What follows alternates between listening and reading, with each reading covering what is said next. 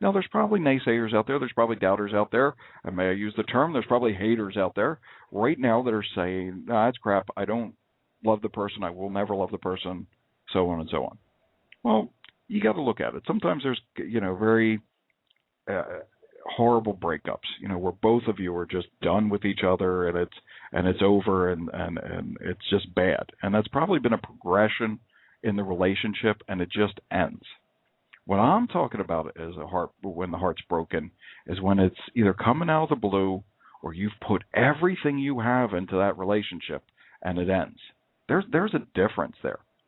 In the state of Delaware, I taught the divorce and custody classes for about 10 years. In Delaware, when you file for a divorce, we have a 6-month waiting list before you can get the divorce.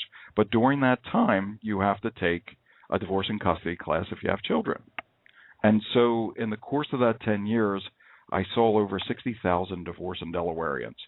And those two camps were very much alive. There was the one camp where these folks had the relationship eroded. It just went downhill and went downhill bad. Both of them were just not good in the relationship. So when the relationship ended, it was almost as a relief. The heart really wasn't broken. They just wanted to be done with each other. They still had to be together and work with the kids, and that's where you get all the contention and the cantankery. But it just amazing how that worked out. But there was the other camp, and that other camp is what I'm talking about. That other camp where the person is just left devastated, is just left heartbroken, and you can't tell that person they're going to stop loving them.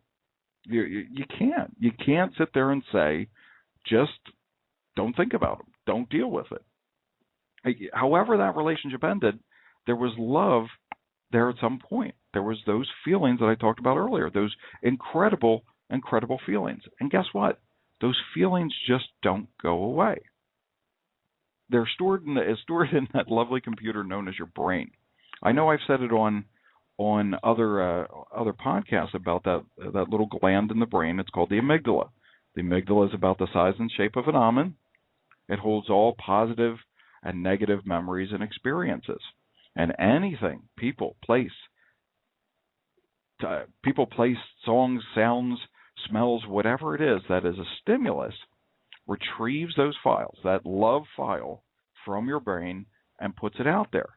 So even if you were into that absolute anger after your heart's broken, there could be a song that just softens you completely, or there could be a smell that just absolutely softens you completely.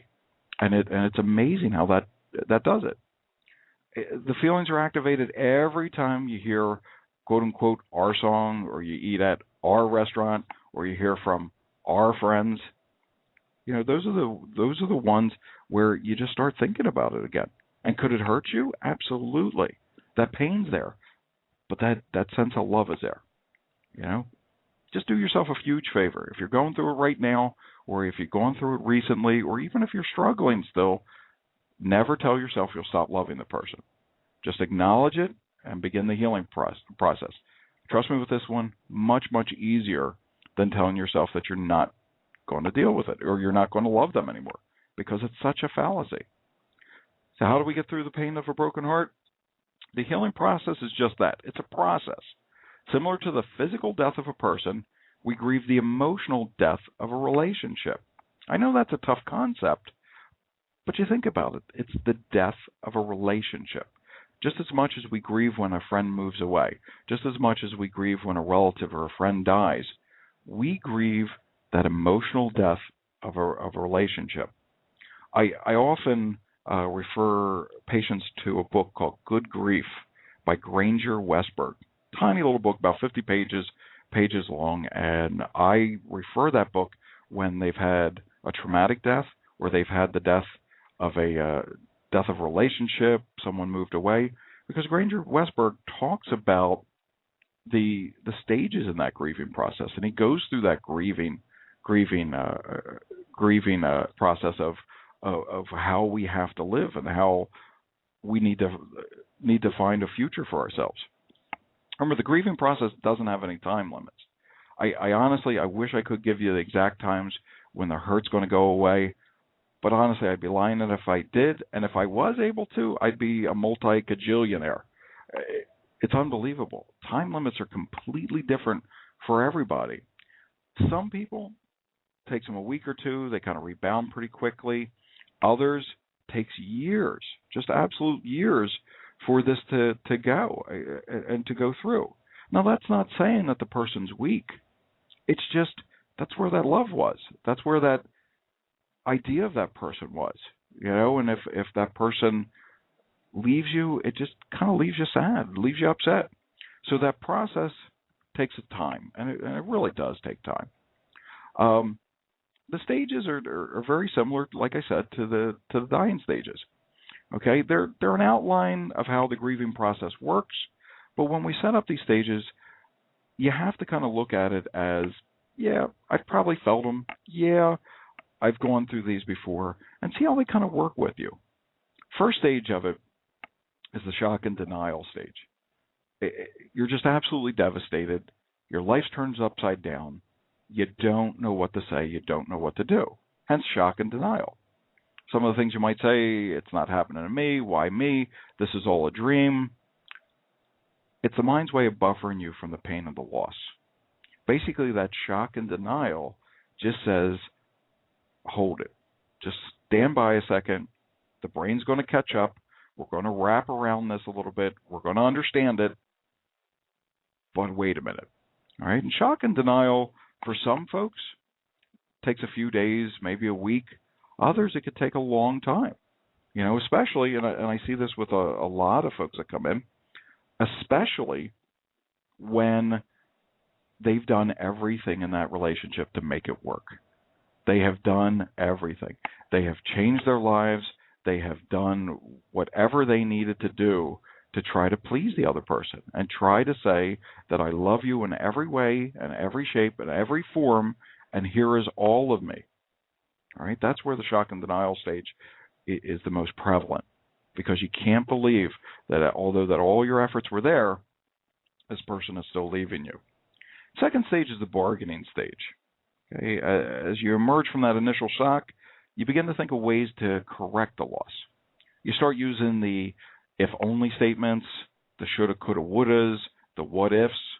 If onlys are, if only I had called more often, if I only said I loved you more, what if I was a better husband or wife or boyfriend or girlfriend, I should have done this, I could have done this. You question yourself in the attempt to make the sense of the loss, and that's what the bargaining's about. Third stage, this is the wild stage. This one's interesting. It's the anger stage.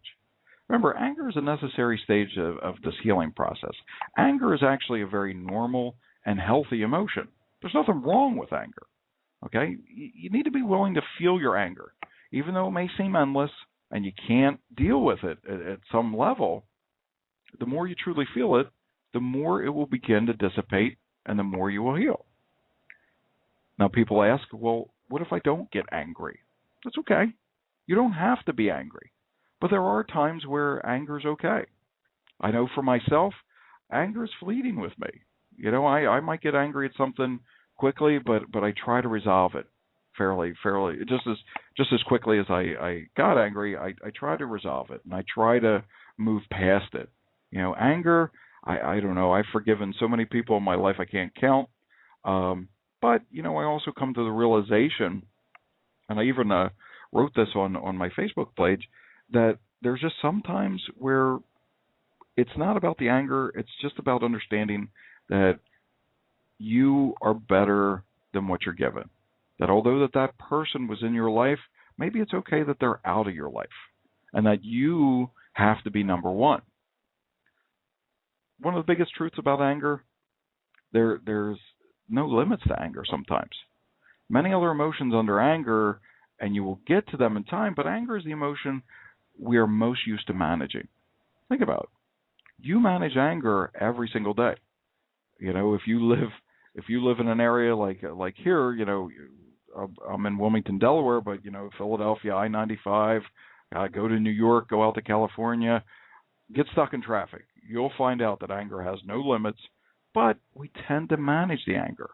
After getting stuck in traffic and saying the nasty words that you need to say to people, eventually you get on with your day. So you manage it. Underneath anger is pain, and that's your pain that you feel.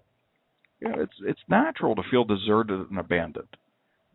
We live in a society right now that fears anger, but remember, it's natural. It is a perfectly normal feeling. Anger is a strength, and it can be an anchor. It gives temporary structure to the nothingness of the loss. Remember, loss feels like a big open hole in your heart. It feels like you've been punched in the gut. So there's that nothingness, okay? But anger can give us that strength to kind of move on from it. First grief feels like being lost at sea, no connection to anything. Think about, what was it, the movie Castaway with Tom Hanks and Wilson. Wilson starts going out to sea, and you see that grief. You're just lost, and he was lost. It was sad. Actually, if you remember that movie, if you saw it in the movie theater, there was no background music or anything. It was perfectly quiet, and there goes Wilson. We came to love Wilson. Wilson goes away, and you see it. It's just painful. After that grief begins, and you're lost at sea, then you get angry at someone.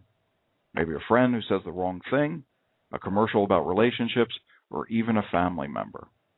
Oh my gosh. This anger that you get, this displaced anger onto somebody, is because they're trying to be there, but they don't know what to say, so they say those catchphrases. You'll get over it. You'll be strong. You'll be the best person. Don't worry about it. You'll find somebody new. You don't want to hear it, but all of a sudden, it clicks. You're angry, and you're angry at them. And all of a sudden, you have structure. Your anger towards them is now your structure. You're not lost at sea anymore. You're back on that raft, and you have structure. That anger becomes a bridge over the open sea, and it's a connection from you to them. It's something to hold on to, and a connection made from the strength of anger feels better than that nothingness. We usually know more about suppressing anger than feeling it, but the anger is just another indication of the intensity of the love that you felt for that person. We're always told not to be angry. You don't have to be angry. Now, there's the other part of it is that people will say you should be pissed. You should be angry. You should be absolutely enraged at that person. But then we suppress it because we start with those feelings, and here comes that computer chip in the brain, the amygdala, that says, no, you love that person. Okay? Anger is just another indication of that intensity of your love for that person. The fourth stage, after anger, our attention moves squarely into the present. Empty feelings present themselves, and grief enters our lives on a deeper level, deeper than we ever imagined. This depressive stage feels as though it will last forever. And I get many patients that come in because they are at that depressed stage. They're either going to come in at the shock and denial stage. They just can't believe that all this is going on, and that rush is there. But then they get to that depressed phase, and they feel that they're going to be stuck. Now, you have to keep in mind, it's important to understand that depression in the grieving process is not a sign of mental illness. It is absolutely not a sign of mental illness. The problem that we have is most people believe it is. I'm depressed, so I go to my doctor. Okay, and this is no offense to any family doctors or primary care physicians or anything like that, but they go to the doctor and they say, I'm depressed. So the doctor will give them a medication, an antidepressant, or give them, like Valium or whatever it is, so that they don't feel depressed. All right? Well, I'm sorry, but depression is an appropriate response to a loss of love. You have to feel depressed. This is what this is about. This is that process. And again, this is not going against anything or anyone about the medications. I often refer and help patients out with the right medications to get. But we have to feel that depressed, and we have to feel that depression and get through the process. If we don't feel the depression and we have something that holds us back, then that process is stunted. It's going to take a lot longer than it is if we go through it and we learn the adaptive phases of it. Remember, we withdraw from life.